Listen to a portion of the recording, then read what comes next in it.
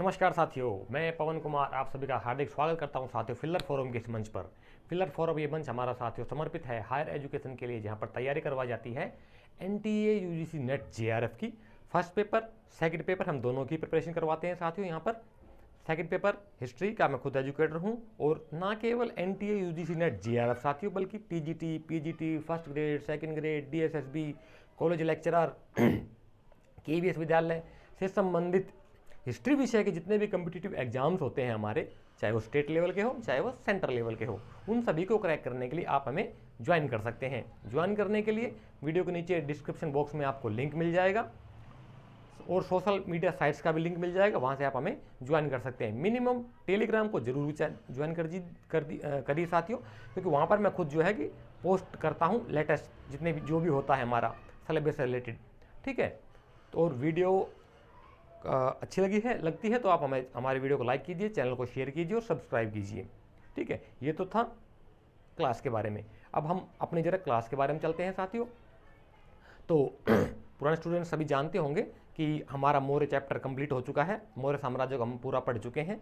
ठीक है, वो कंप्लीट हो चुका है हमारा, और इसके बाद आज से हमारा स्टार्ट होने जा रहा है साथियों मौर्योत्तर काल, आफ्टर द मौर्यंस। मौर्यों के बाद का जो समय काल रहा है उसके बारे में हम डिस्कशन करेंगे। मौर्यों का अंत के बारे में थोड़ा सा बता देता हूं साथियों, क्योंकि पिछली कड़ी से कड़ी जोड़ना जरूरी है। तो मौर्यों का अंतिम शासक सभी को पता होगा बृहद्रथ था, 10वां शासक जो था, और उस शासक को उसी के ही सेनापति पुष्यमित्र शुंग ने हत्या कर दी थी 185-184 बीसी में। ठीक है, और वो खुद शासक बन बैठा था, जो कि ब्राह्मणवादी था, पुरोहित था, सेनापति था, लेकिन मानसिकता ब्राह्मणवादी थी, धार्मिक प्रवृत्ति का इंसान था। अभी देखेंगे कितना धार्मिक प्रवृत्ति का इंसान था वो, अभी बताएंगे आपको। ठीक है, तो आज हम चलते हैं अपनी क्लास के अंदर। मौर्योत्तर काल साथियों, मौर्योत्तर काल का साथियों टाइम पीरियड माना गया है 200 बीसी से 300 एडी। ये थोड़ा इंपॉर्टेंट है साथियों, अभी बीसी और एडी के बीच में ही चलेंगे अभी हम। ठीक है, बीसी को कम कर लाएंगे और एडी की तरफ चलेंगे, तो थोड़ा ध्यान दीजिए साथियों, डेट में कंफ्यूजन मत हो जाइए। ठीक है, 200 बीसी 200 ईसा पूर्व से लेकर 300 एडी 300 ईस्वी की ईसा के पश्चात 330 सदी तक चलेंगे हम।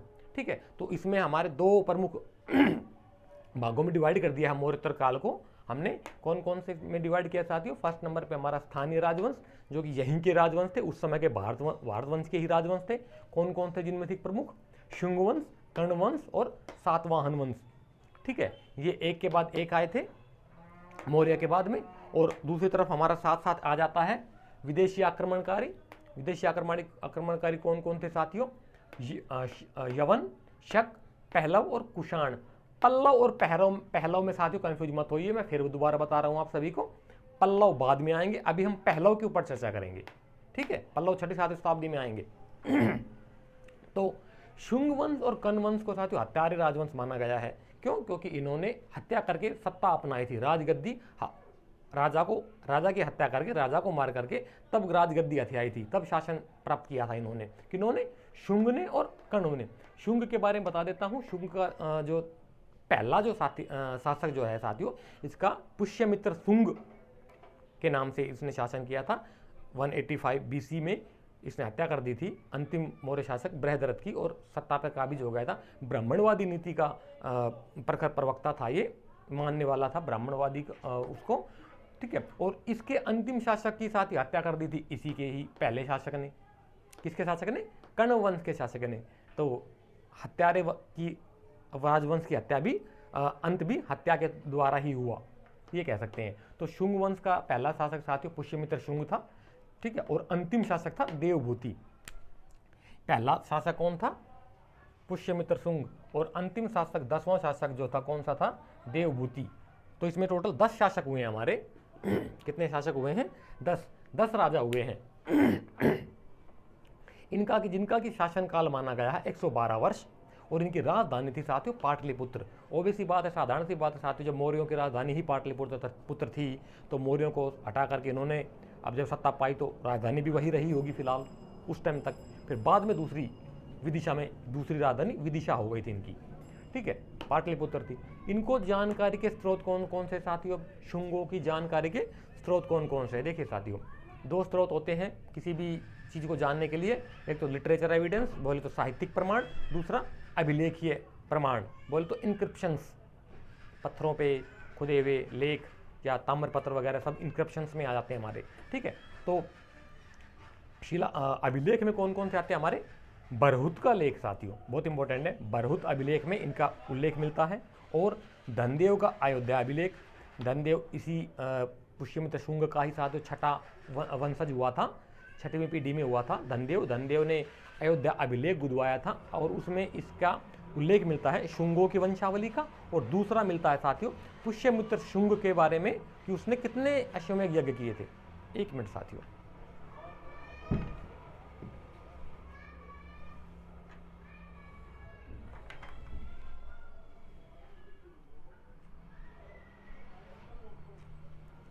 तो धनदेव के अयोध्या अभिलेख में, अयोध्या में जो उसने स्थापित करवाया था, धनदेव जो पुष्यमित्र शुंग का छठा वंशज हुआ था साथियों 6वीं पीढ़ी में, तो उसने लिखवाया था। उसमें जो उल्लेख मिलता है शुंगों का और पुष्यमित्र शुंग के द्वारा करवाए गए 2 अश्वमेध यज्ञ का। तो ये नेट का आया हुआ क्वेश्चन है कि पुष्यमित्र शुंग ने कितने यज्ञ करवाए थे और उसकी जानकारी हमें कहाँ से मिलती है।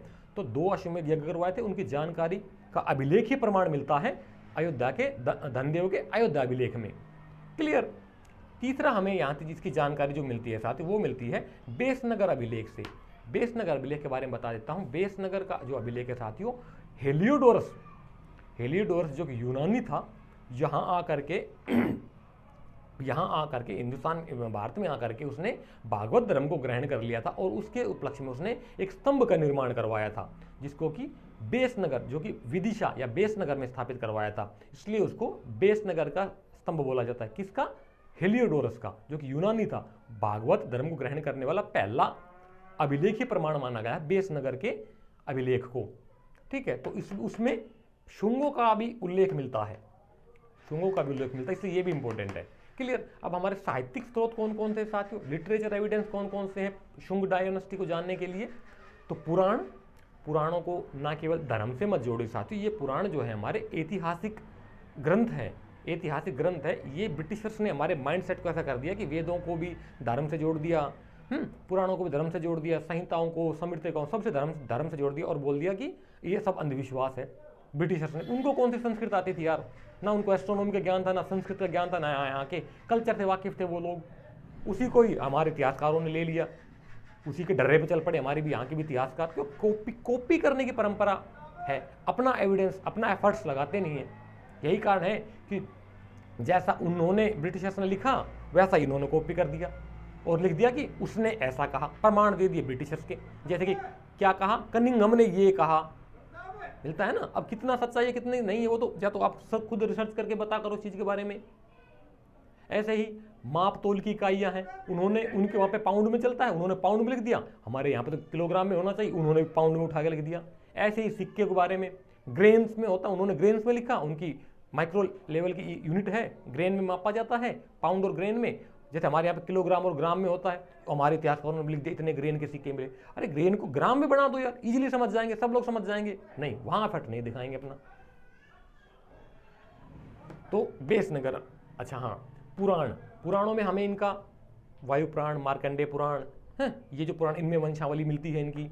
हर्षचरित, बाणभट्ट का लिखा हुआ, बाणभट्ट के 2 प्रमुख ग्रंथ है साथियों, ध्यान दीजिए, हर्षचरित और दूसरा कादम्बरी। बाणभट्ट के लिखे हुए 2 प्रमुख ग्रंथ है। वर्धन काल में, हर्षवर्धन के काल में वो हुए थे। ठीक है। और मालविकाग्निमित्रम, ये बहुत इंपॉर्टेंट है साथियों। क्या हुआ था, कालिदास, महाकवि कालिदास का ने सबसे पहला जो नाटक लिखा था ना, बहुत सारी किताबें लिखी, बहुत सारे ग्रंथ और नाटक लिखे उन्होंने, आदि कवि या महाकवि इसीलिए उनको कहा जाता है, जो कि गुप्त काल में हुए थे। ठीक है, गुप्त काल में चंद्रगुप्त विक्रमादित्य के नवरत्नों में से वो एक थे। ठीक है, तो मालविकाग्निमित्रम उनका लिखा गया, उनके द्वारा लिखा गया पहला नाटक है यार। कौन सा नाटक है? पहला नाटक कौन सा? मालविकाग्निमित्रम। मालविका जो थी साथियों एक राजकुमारी थी, और अग्निमित्र जो था ना, वो पुष्यमित्र शुंग का ही बेटा था, जो कि पुष्यमित्र शुंग के बाद उसका उत्तराधिकारी, उसका राजा बना।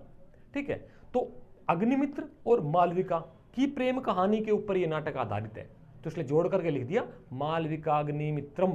क्योंकि मित्रम इसलिए लगा क्योंकि मित्र था, अग्निमित्र, मित्रम लगा दिया, इसको संस्कृत में है, क्लियर, ये क्लियर हो गया। हरिवंश में मिलता है, हरिवंश में भी हमें इसका उल्लेख मिलता है। और अब उस शुंग डायनेस्टी में पुष्यमित्र शुंग के समय में कौन कौन से विद्वान हुए थे उनके बारे में देख लेते हैं। तो कौन कौन से विद्वान हुए थे साथियों? पतंजलि, महर्षि पतंजलि हुए थे जो कि इनके पुष्यमित्र शुंग के कुलगुरु थे और राजपुरोहित थे।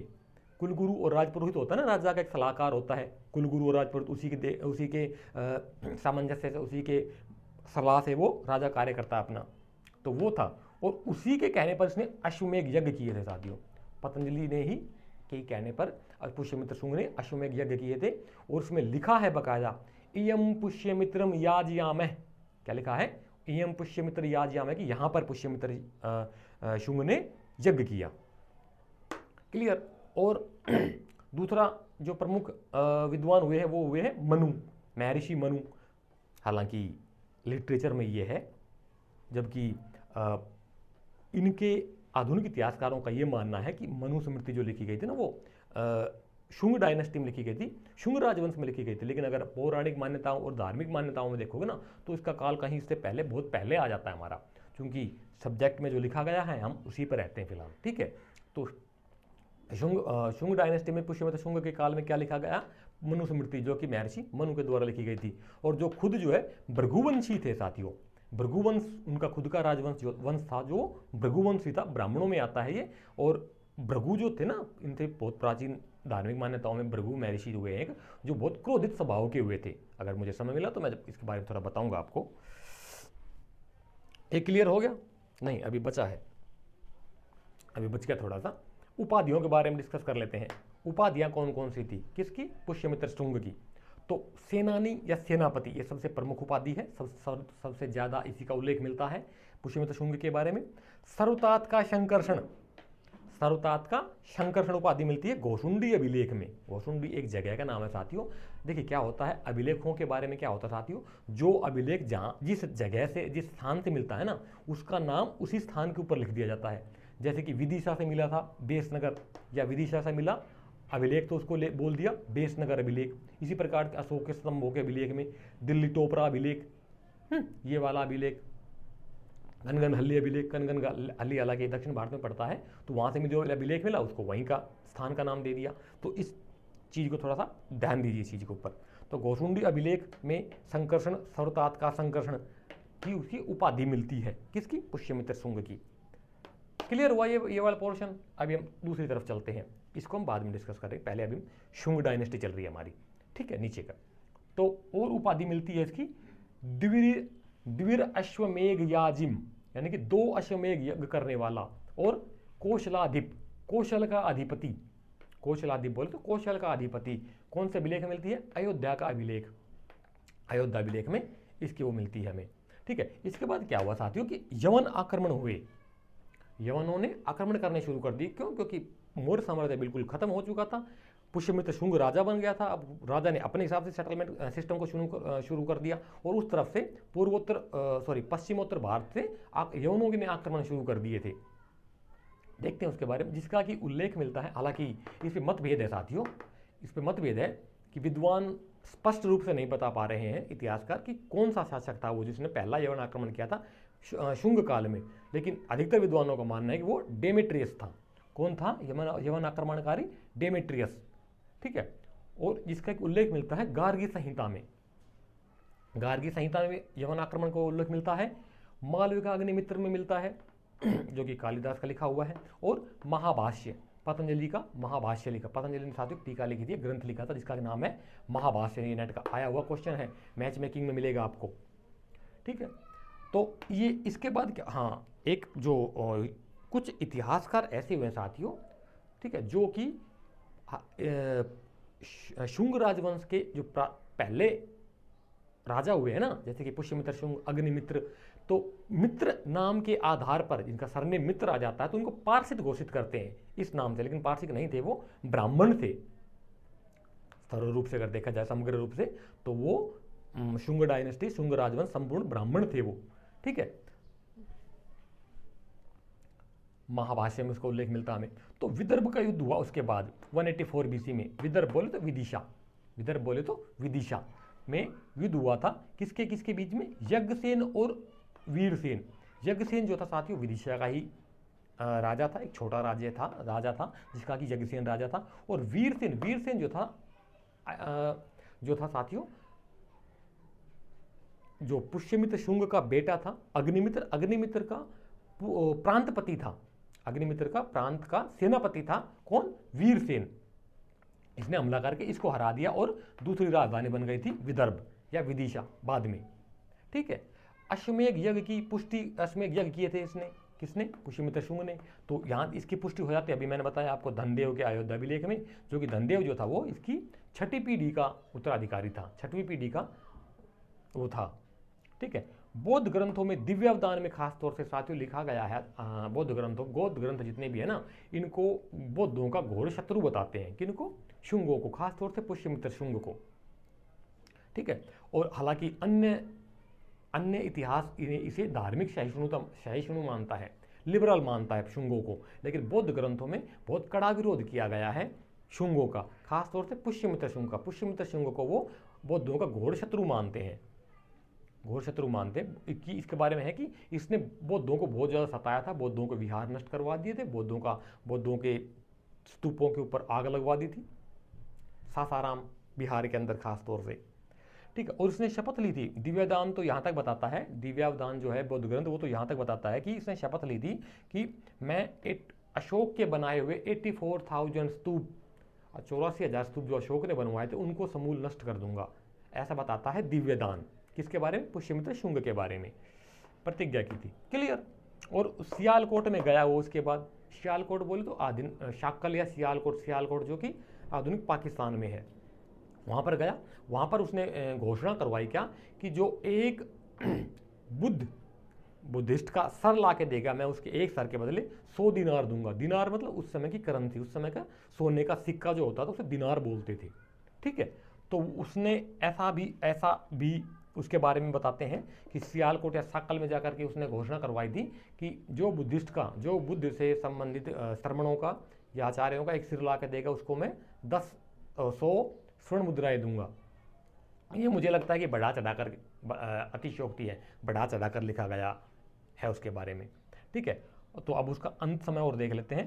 पुराणों के अनुसार साथियों उसने शासन किया था 36 वर्ष, 36 ईयर्स, पुराण उसके बारे में बताते हैं।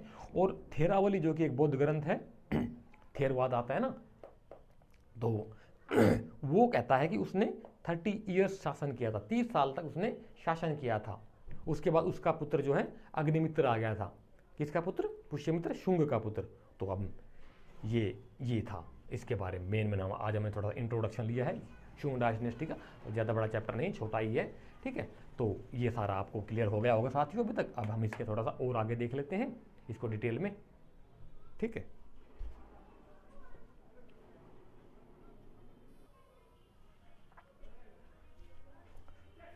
तो साथियों यहाँ तक हमारा क्लियर हो गया था टॉपिक। अब थोड़ा सा और डिटेल ले लेते हैं इसकी। ये सब आपने पढ़ लिया है। ठीक है। तो पुष्यमित्र शुंग, ठीक है, और अंतिम शासक देवभूति, 10 शासक हुए थे शुंग डायनेस्टी के अंदर। तो पुष्यमित्र शुंग के बारे में हमने देख लिया, मेन क्या डिटेल थी, उसके साम्राज्य का क्या क्या माहौल था। ठीक है। अब हम देख लेते हैं उसके पुत्र अग्निमित्र के बारे में। ठीक है। पुष्यमित्र का बेटा जो था ना साथियों अग्निमित्र था, वो भी उसी की तरह वीर और बहादुर था। तो 8 वर्ष जिसने करीब शासन किया था, जिसका उल्लेख हमें मालविका अग्निमित्र में मिलता है। कालिदास का लिखा हुआ प्रसिद्ध नाटक है मालविका और अग्निमित्र। ठीक है। इसकी 3 रानियां थी साथियों। पहले कौन सी थी? दारिणी, दूसरी इरावती, और तीसरी जो रानी थी ना साथियों विदर्भ की राजकुमारी जो थी, जिसका नाम मालविका था, वो इसकी तीसरी रानी थी, जिसके ऊपर ये नाटक लिखा गया था। ये पूरी राम कहानी जो हुई थी ये था। इसके बाद में छोटे छोटे वंशज जो हुए थे, कोई खास उनका उल्लेख नहीं मिलता है, और कुछ समय तक ही हुए हैं। वो कौन कौन से हुए हैं उनको देख लेते हैं। सुज्येष्ठ या वसुज्येष्ठ का भी बोल देते हैं इसको। इसका शासनकाल मात्र 7 वर्ष था। उसके बाद वसुमित्र हुआ। वसुमित्र इंपोर्टेंट है साथियों। वसुमित्र का शासनकाल 10 वर्ष हुआ था, और इसके समय यवनों का आक्रमण हुआ था। किसका? यवनों को इसने हरा दिया था, इसलिए यवनों की पराजय हो गई थी। यवनों को इसने जीत लिया था, यवनों को मार करके बाहर भगा दिया था इसने। किसने? वसुमित्र ने, जो कि चौथा शासक था। उसके बाद जो उल्लेख मिलता है आंध्रक या औद्रक बोल देते हैं उसका। छठा इसका शासक आता है पुलिंदक, 7वां घोष और 8वां वज्रमित्र। ये एक के बाद एक लगातार शासक हुए हैं शुंग डायनेस्टी में, शुंग राजवंश के अंदर। ठीक है, ये नोवा इंपॉर्टेंट है साथियों। काशीपुत्र भागभद्र, काशीपुत्र भागभद्र, भागभद्र के ही राज दरबार में, जो कि विदिशा में दरबार था इसका, विदिशा बेसनगर के राज दरबार में ही आया था। कौन? 14वें वर्ष में। तक्षशिला का जो शासक था उस समय का साथियों, जिसका कि नाम था एंटियालकीड्स। क्या नाम था? तक्षशिला का शासक जो था एंटियालकीड्स था। एंटियालकीड्स का ही एक राजदूत था। कौन था? हेलियोडोरस। ये इसके शासनकाल की प्रमुख घटना है। और इसने ही भागवत धर्म को स्वीकार कर लिया था। और पहला भागवत धर्म का स्वीकार करने का उल्लेख हमें मिलता है इसी के ही हेलियोडोरस के बेसनगर अभिलेख में। इसने एक स्तंभ अभिलेख लिखवाया जिसको कि बेसनगर अभिलेख बोला जाता है। बेसनगर अभिलेख, क्लियर।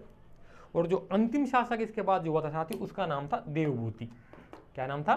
देवभूति। और इसकी भी हत्या कर दी गई थी। किसके थ्रू? 73 BC में इसी का अमात्य हुआ था, इसका नाम वासुदेव था। पुष्यमित्र शुंग ने हत्या की थी अपने ही राजा बृहद्रथ की। और इसका जो अंतिम जो शासक हुआ था ना देवभूति, इसकी हत्या कर दी थी इसी के ही अमात्य ने 73 BC में, वासुदेव ने। और वासुदेव ने इसका मर्डर करके हत्या करके सत्ता हथिया ली थी। और वासुदेव जो है फिर उसने कण्व राजवंश की स्थापना की थी। कौन सा राजवंश? कण्व। शुंग हो गया, कण्व दूसरा चल रहा है अभी, आ गया है, ठीक है। वासुदेव ने की थी 73 BC में। 4 प्रमुख शासक हुए हैं इसमें, छोटा सा ही टाइम पीरियड रहा है इनका। 4 प्रमुख हुए हैं शासक, और जिनका की टाइम पीरियड रहा है 45 ईयर्स। 45 वर्ष तक इन्होंने शासन किया। पुराणों में इन्हें शुंग भृत्य कहा गया साथियों, शुंगों को मारने वाला। ऑब्वियसली बात, जब शुंगों को मार दिया तो शुंग भृत्य कहलाएंगे यार, शुंग भृत्य कहा गया है, ठीक है। पहला शासक हुआ वासुदेव, जिसने कि 9 वर्ष राज किया। दूसरा भूमिमित्र 14 वर्ष राज किया। नारायण 12 वर्ष। सुशर्मा 10 वर्ष। सुशर्मा कौन था? अंतिम शासक जो था साथियों, सुशर्मा था, जिसने कि 10 वर्ष राज किया था, ठीक है। और इसकी अंतिम शासक की भी हत्या कर दी गई थी। हत्या इसकी भी कर दी थी, कन्नौ की भी कर दी थी। और 30 BC में, कुछ समय तक 30 BC में मगध के ऊपर जो राज हुआ था साथियों, मित्र राजवंश हुआ था। एक छोटा सा राजवंश हुआ था, मित्र राजवंश। उसका कब्जा हो गया था मगध के ऊपर। छोटा ही था, ज़्यादा बड़ा राजवंश नहीं था उसका भी, मित्र बोल देते हैं, ठीक है। जैसे कि पुष्यमित्र शुंग वगैरह होती है तो अलग बड़ी डायनेस्टी थी, वो एक छोटा सा राजवंश हुआ था मित्र राजवंश के नाम से, ठीक है। तो ये हमारा यहाँ तक का क्लियर हो गया है।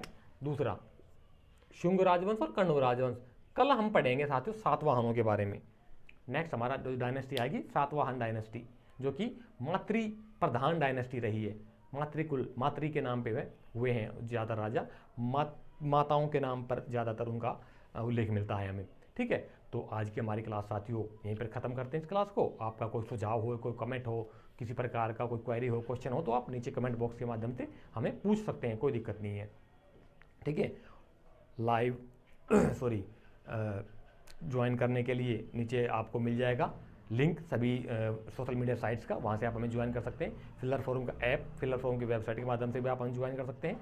टेलीग्राम को जरूर ज्वाइन कर लीजिए, वहाँ पर हमारा साथियों अपडेट्स मैं खुद पोस्ट करता रहता हूँ। और हर संडे रात को 9 बजे हमारी गूगल मीट हुआ करेगी। टेलीग्राम पे आपको उसका 8:50 पे लिंक मिल जाएगा। 9 बजे हमारी मीटिंग स्टार्ट हो जाती है। आगे से हमेशा ध्यान रखिए, जो भी स्टूडेंट्स नहीं आते हैं वो, क्लियर। तो आज की क्लास को हम यहीं पर समाप्त करते हैं साथियों। आपका सभी का बहुत बहुत धन्यवाद। जय हिंद और जय भारत।